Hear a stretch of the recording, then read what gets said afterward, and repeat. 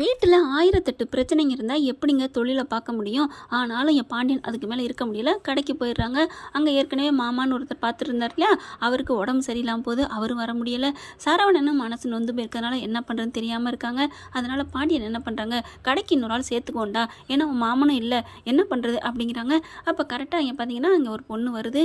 என்னம்மா தாத்தா எப்படிம்மா இருக்காரு அப்படின்னு கேட்க, நல்லா இருக்காரு மாமா, ஆனால் எந்திரிக்க முடியலை, அவங்க படுத்த படுக்கே ஆயிட்டாங்க, அதான் வீட்டில் கொஞ்சம் வறுமை.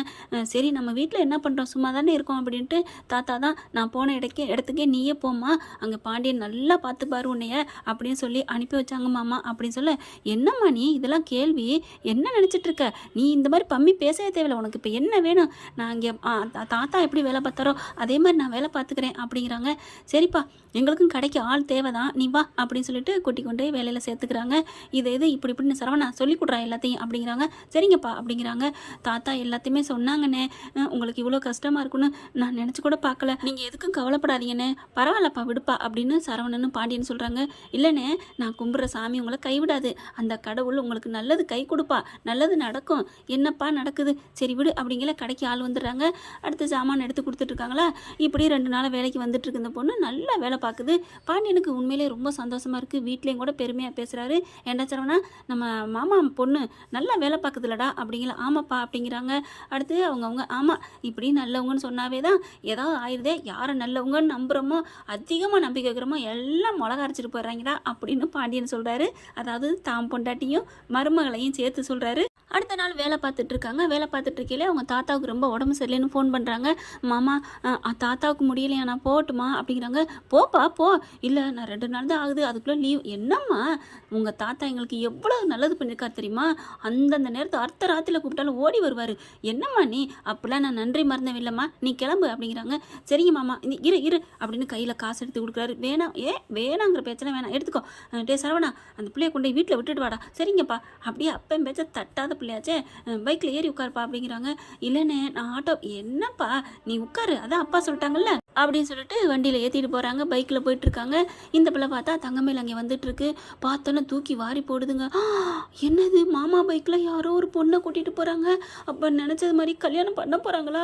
ஐயோ, அப்போ அம்மா சொன்ன மாதிரி நம்ம கோர்ட்டில் வந்து பொய் சொல்லியிருக்கணுமோ, பொய் சொல்லியிருந்தா இப்போ கல்யாணம் பண்ண முடியாதுல்ல, தாலியை கட்டிட்டாங்களா, ஒன்றும் புரியலேன்னு அப்படியே கிட்டக்க வருது. வேக வேகமாக எதிர்த்தாப்பில் வராங்க. பார்த்துட்டு அப்படியே மாமா நில்லுங்க அப்படின்னு குறுக்கு அப்படியே கையை நீட்டி விரிக்குது. என்னடி பண்ணுற அப்படின்னு பிரேக்க போடுறாங்க. தள்ளடி அப்படின்னு சொல்லிட்டு கையை ஓங்கி நீட்டுறாரு. நான் போக மாட்டேன். யார் இந்த பொண்ணு? சி வாய மூடு, நீலாம் யார் இந்த பொண்ணு, யார் இந்த ஆளு, எங்கே போகிறீங்க, ஏன் போகிறீங்க, இதெல்லாம் கேட்குறக்கு உனக்கு என்னடி தைரியம், ரைட்ஸ் இருக்குது, என்ன அருகதை இருக்குன்னு இதெல்லாம் நீ வந்து கேட்குற? மாமா அப்படிலாம் இல்லை மாமா, ப்ளீஸ் மாமா என்னை நம்புங்க மாமா, எங்கள் வீட்டில் ரொம்ப கஷ்டமாக இருக்குது மாமா. உன் வீட்டில் கஷ்டம் தான் என்கிட்ட ஏண்டி வந்து சொல்கிறேன், நீ யார் முதல்ல, உனக்கு எனக்கு ஒன்றும் இல்லை, எப்போ நீ போய் பேசுனியா அப்போ என் மூஞ்சில் முழிக்காத, கிளம்பு அப்படின்னு சொல்கிறாங்க. அண்ணா என்னண்ணா அப்படிங்கிற மாதிரி பார்க்குது. ஒன்றும் இல்லைம்மா, நீ வண்டியில் ஏறி உட்காருமா. என்ன இந்த பொண்ணு கூட போகிறாரு, ஒன்றும் புரியலையே, இந்த பொண்ணு பார்க்க நல்ல பொண்ணு மாதிரி தான் இருக்குது அப்படிங்கல. இங்கே பார், நீ உன்னோட நான் ஒட்டி உராசி கொஞ்சம் கொலாவிக்கிட்டு இருக்கேன், புரிச்சு இன்னொரு பொண்ணோட போகிறானே, என்னவா இருக்கும் எதுவாக இருக்கும் அப்படின்னு சந்தேகப்படுறியா? சந்தேகம் உன் முகரக்கட்டைக்கு அப்படின்னு சொல்லிட்டு டக்குன்னு கிட்ட மனசுக்குள்ள நினைக்கிறாரு. ஆனால் அந்த முகரக்கட்டைங்கிறத மட்டும் அதுக்கப்புறம் வண்டி எடுத்துகிட்டு கிளம்பிடுறாங்க. மாமான்னு அழுகுது. உண்மையிலே பார்க்க பாவமாக தான் இருக்குது. ரோகிணிக்கு கம்பேர் பண்ணால் தங்கமேலே எவ்வளோ தேவைன்னு தான் சொல்லணும். என்னை பொறுத்த வரைக்கும் உங்களுக்குலாம் என்னங்கிறத கமெண்ட்ஸில் சொல்லியிருங்க. அடுத்து பார்த்தா பாண்டியன் வந்து வேலையெல்லாம் முடிச்சுட்டு கோயிலுக்கு போகிறாங்க. கோயிலுக்கு போனால் அந்த பிள்ளை என்ன பண்ணுது, அப்படியே பார்த்து கஷ்டப்படுது. மாமாங்குது. என்னது எங்கிட்டு பார்த்தாலும் வந்துட்டு, என்னப்பா உனக்கு பிரச்சனை, எங்களுக்கு வீட்டில் கஷ்டமாக இருக்குது மாமா, ப்ளீஸ் மாமா அப்படிங்கிறாங்க. இந்த பாரு போறியா அப்படின்னு, கோயிலுக்கு நிம்மதியாக சாமி கும்பிட விட மாட்டியா அப்படிங்கிறாங்க. பார்த்தா அந்த பிள்ளை கையில் சோறு வாங்கி சாப்பிட்டுட்டு இருக்கு. என்ன அது, எனக்கு பசியில் மாமா, இதான் இங்கே வந்து நான் சாப்பிட்றேன் மாமா, வீட்டில் சமைக்கிறது இல்லை, அப்பா சமையல் வேலைக்கும் போகிறதில்ல, சமைக்கிறதே இல்லை அப்படி இப்படின்னு அழுகுது. அப்படின்ட்டு அப்படியே போகிறாரு. அப்படின்னா வாய் சுத்தம் கையில் சுத்தமாக இருக்கணும், இப்படி எல்லாம் பேசுகிறதெல்லாம் பொய்யா இருந்தால் எப்படி அப்படின்னு சாமியை கும்பிட்டு போகிறாரு. அடுத்து பார்த்தா ஒரு வேலை விஷயமா போகிறாங்க ஒரு ஆஃபீஸுக்கு. அங்கேயும் போய் நிற்கிதுங்க. வேலை தேடி ஒவ்வொரு இடத்துக்காக போகுது. வேலை இருந்தால் கொடுங்க, நான் எல்லா வேலையும் பார்ப்பேன், கூட்டுற வேலை கழுவுற வேலை எந்த வேலை இருந்தாலும் பார்ப்பேன் அப்படிங்கிற பாண்டியன் கேட்டுக்கிட்டு போகிறாரு. பார்த்துட்டு அப்படியே ஒரு மாதிரி ஆகுது. என்னதான் இருந்தாலும் மருமகளா, அதுவும் தலைமையில தூக்கி வச்சு கொண்டாடினார் இல்லையா, அப்படியே பார்த்துட்டு பேசாமல் போகிறாரு. பார்க்குறாங்க. இவங்களுக்கு மத்தியில் எதுவும் சொல்லக்கூடாதுன்னு அமைதியாக இருந்துட்டு வெளியில் வந்துட்டு, மாமா எனக்கு ஏதாவது வேலை போட்டு கொடுங்க மாமா, உங்கள் வீட்டில் மருமகளா இல்லாட்டியும் அப்படிங்குது. அப்படியே பேசாமல் போயிடுறாரு. அடுத்து பார்த்தீங்கன்னா ரேஷன் கடைக்கு போயிட்டு இருக்கு இந்த பிள்ளை. அங்கே போகிறாரு. ஜாமான் அங்கே அதாவது இது டெலிவரி பண்ணுவாங்க இல்லையா, அதை கொடுத்து இறக்கிக்கிட்டு இருக்காங்க. அந்த வீட்லேயும் போய் கெஞ்சிக்கிட்டு இருக்கு, ரேஷன் கடையில் கெஞ்சிக்கிட்டு இருக்கு. பார்க்கவே பாவமாக இருக்குது. அப்படியே மயங்கி விழுகுது. என்னப்பான்னு ஓடி போய் தண்ணியை கொடுக்குறா, தூக்குறாங்க. நான் சாப்பிடவே இல்லை மாமா, வேலை தேடி அலையிறேன் மாமா, வேலையும் இல்லாமல் நான் எப்படி மாமா சாப்பிடுவேன்? உங்களுக்கு நான் ஆதரவாக பேசிட்டேன்னு எங்கள் அம்மா என்னை வீட்டை பிடிச்சி தள்ளி விட்றாங்க, கழுத்தை பிடிச்சி தள்ளுறாங்க, சாப்பாடு கொடுக்க மாட்டேங்கிறாங்க அப்படின்னு சொல்லி அழுகுது. அதுக்கப்புறம் சரி வா அப்படின்னு சொல்லிட்டு கூப்பிட்றாரு. மாமா அப்படிங்கிறாங்க. வா அப்படிங்கிற. சரி மாமா அப்படின்னு ஏறி வண்டியில் கூப்பிட்றாரு. பைக்கில் ஏறி உட்காருது. சரி உன்னை வான்னு கூப்பிட்றேன், எங்கே கூப்பிட்றேன்னு ஏது கூப்பிட்றேன்னு கேட்க மாட்டியா? மாமா நீங்கள் எங்கே கூப்பிட்டாலும் எனக்கு சந்தோஷம் மாமா, நீங்கள் சொல்கிறதுக்கு நான் மறுப்பெல்லாம் சொல்ல மாட்டேன் மாமா, நான் பழைய மயில் இல்லை மாமா, நான் திருந்துட்டேன், இனிமேல் யார் பேச்சையும் கேட்க மாட்டேன், என் வாயிலேருந்து இனிமேல் உண்மை மட்டும்தான் மாமா வரும், அதனால் நீங்கள் என்ன சொன்னாலும் நம்புவேன் மாமா அப்படின்னு சொல்ல, சரி வா நான் உன்னைய கடைக்கு தான் கூப்பிட்டு போகிறேன்.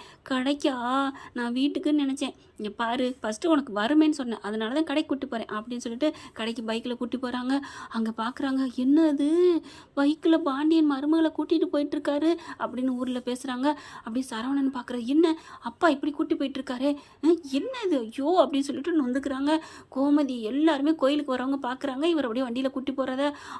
அப்படின்னு சொல்லிட்டு வீடு அங்கே கடைக்கும் போயிடுறாங்க. போயிட்டு ஒழுங்கு மரியாதை களவு போய் இருக்கக்கூடாது, வேலையை பார்க்கணும், அப்புறம் நாங்கள் இல்லாத சமயம் உங்கள் அப்பனை வர வைக்கக்கூடாது.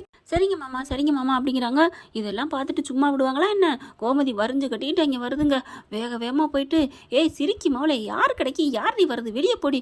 இல்லை அத்தை, மாமா தான் அத்தை இருக்க வச்சாரு அப்படின்னு சொல்ல, வெளியில் போடி அப்படிங்கல. அங்கிட்டு கரெக்டாக பக்கத்தில் டீ குடிக்க போனவர் பாண்டியன் வந்துடுறாரு. கையை விடு, அந்த பிள்ளை எதுக்கு நீ வெளியில் தள்ளுற? அதுக்கு உனக்கு அந்த அதிகாரத்தை யார் கொடுத்தது, ஏன் இங்கே வந்த, யாரை கொடுத்தது, எப்படி பேச போச்சு அப்படின்னு பாண்டியன் கத்துறாங்க. ஏங்க இது நம்ம கடைங்க, இவங்க எப்படிங்க வர முடியும்? நான் தாண்டி அவளை வச்சிருக்கேன். என்னது வேலைக்கு வச்சிருக்கேன் சிச்சி அப்படிங்கிறாரு. அப்படி பார்க்குறாங்க. ஆமாம் எனக்கு கஷ்டமாக இருந்துச்சுன்னு மாமா தான் என்னை வேலைக்கு போட்டு கொடுத்தாரு அப்படிங்கிறாங்க. ஏற்கனவே தான் வேலைக்கு ஆள் இருக்கேடி அப்படிங்கிறாங்க. அப்போ தான் பார்க்குறாங்க அந்த பொண்ணு வேலைக்கு வருது. ஓ இந்த பொண்ணு வேலைக்கு தான் இருக்கா, அப்பாடா அப்படின்னு தங்கமேல் மனசில் நினைக்குதுங்க. ஒட்டுல உறவு இல்லைன்னு நினச்சாலும் அந்த புருஷன் இன்னொரு பொண்ணோட இருந்தால் மனசு வந்து போட்டு அடிச்சுக்கிறது இல்லை, டபக்குன்னு. இங்கே பாருங்க, இவ வேணாங்க, இவ நம்மளை கொண்டே ஜெயிலில் உட்கார வச்சவங்க அப்படிங்கிறாங்க. இருக்கட்டும், அதனால் என்ன, நீ என் மனசை கொன்று குளிக்கிலே போய் அமுக்கி வச்சுட்ட, இதை விட என்ன வேணும் அப்படிங்கல. இங்கே பாருங்க, அது நம்ம விஷயங்க, விடுங்க. இங்கே பாரு, நம்ம விஷயம் உன் விஷயம் ஏன் விஷயம்லாம் இல்லை, உன்னை விட ஒன்று அவளும் ஒன்றும் போய் சொல்ல, நீ கட்டின புருஷனுக்கே துரோகம் பண்ணவ தானே, நீ மட்டும் பெரிய இவளா அப்படின்னு சொல்லிட்டு கோமா கத்துறாரு. மாமா அத்தையை திட்டாதீங்க, என்ன பண்ணியிருந்தாலும் அவங்கள திட்டாதீங்க பாவம் அப்படிங்கல. நீ சும்மா நிறுத்து, எனக்கால ஒன்று சாப்பாடு பண்ண வேணாம் அப்படின்னு கோமதி சொல்கிறாங்க. அவளையும் திட்டுற, அந்த பிள்ளை என்ன சொல்லிடுச்சு அப்படிங்கிறாங்க. என்னங்க அந்த பிள்ளைக்கு சப்போர்ட் பேசுகிறீங்க? ஆமாம், உன் வாழ்க்கையை காப்பாற்ற நீ போய் சொன்ன, அவள் வாழ்க்கையை காப்பாற்ற அவள் போய் சொல்லியிருக்கா. அப்படி பார்த்தேலாம் 2 பேரும் ஒன்று தான். அப்படி அவளை விரட்டினா உன்னையும் விரட்டணும், அப்போ உன்னைய சேர்த்துருந்தா அவளையும் சேர்த்துக்கிட்டு தான் ஆகணும். ஏங்க அப்போ என் பிள்ளைக்கு சரவணனுக்கு பிடிக்காதேங்க, எப்பா அவனுக்கு பிடிக்கல, நான் கடையில் வச்சிருக்கேன் அவ்வளோதான் அப்படிங்கிறாங்க.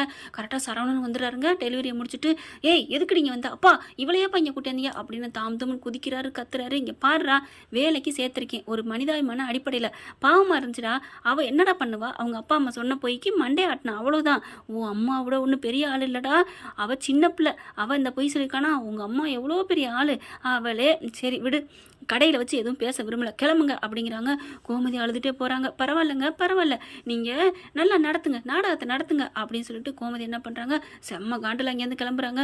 மாமா என்னால் சண்டை வருது, நான் போகவா? அடையாப்பா நீ வேலையை பரப்பா அப்படிங்கிறாங்க. அந்த பொண்ணு வந்துடுது. நீங்கள் தான் சரவண அண்ணாவோட ஒய்ஃபா? என்னது சரவண அண்ணாவா அப்படின்னு தங்கமேல் கேட்க. ஆமாம் அண்ணாதான், அப்புறம் மாமாவை நீ மாமாங்கிற, நான் சின்ன பிள்ளைலேருந்து அவரை மாமான்னு கூப்பிட்ருக்கேன், அதே மாதிரி இந்த அண்ணாவையும் சின்ன பிள்ளைலேருந்து அண்ணான்னு கூப்பிட்ருக்கேன், அவ்வளோதானா? நான் யாருன்னு தெரியுமில்ல?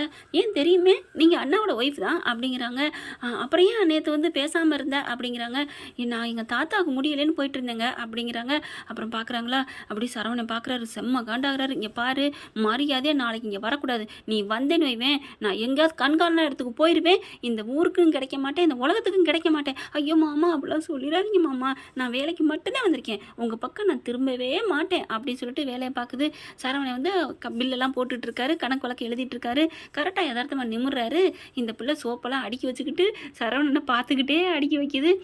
திரும்பி பார்க்க மாட்டேன்னு சொல்லிட்டு எங்கே பார்க்குறா பாரு அப்படின்னு, ஒழுங்கா வேலையை பாருடி அப்படிங்கிறாரு சரவணன். என்ன ஃப்ரெண்ட், இப்படியும் போகலாம், பார்க்கலாம் என்ன நடக்க போகுதுன்னு. தேங்க்யூ. இந்த வீடியோ உங்களுக்கு பிடிச்சிருந்தா தயவு செய்து லைக் பண்ணுங்க. இன்னும் அப்டேட்ஸ்க்காக சேனலை சப்ஸ்கிரைப் பண்ண மறக்காதீங்க. நம்ம கிட்ட இருக்க எல்லா சேனல்ஸோட லேட்டஸ்ட் வீடியோ அப்டேட்ஸ்க்காக மேல ரைட் சைட்ல காட்டுற லிங்கை கிளிக் பண்ணி வாட்ஸ்அப் குரூப்ல ஜாயின் பண்ணுங்க. உங்களிடம் விடைபெறுவது நான் உங்கள் மெஹர்.